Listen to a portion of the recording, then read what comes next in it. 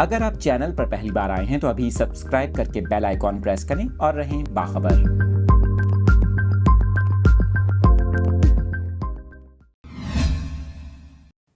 آپ کو موسم کی تازہ ترین صورتحال سے آگاہ کر رہے ہیں۔ آپ کو بتائیں کہ محکمہ موسمیات نے کراچی کے موسم کے حوالے سے نئی پیش گوئی کر دی۔ اس کے ساتھ ساتھ مانسون کے نئے اسپیل سے متعلق میٹ آفس کا اہم بیان سامنے آیا ہے۔ آپ کو بتائیں محکمہ موسمیات کے مطابق کراچی میں آئندہ 24 گھنٹوں کے دوران مطلع جزوی عبارآلود رہنے کا امکان ہے، جبکہ سمندری بادلوں کے باعث شہر کے مختلف علاقوں میں دن کے وقت بوندا باندی ہو سکتی ہے اور تیز ہوائیں بھی چلتی رہیں گی۔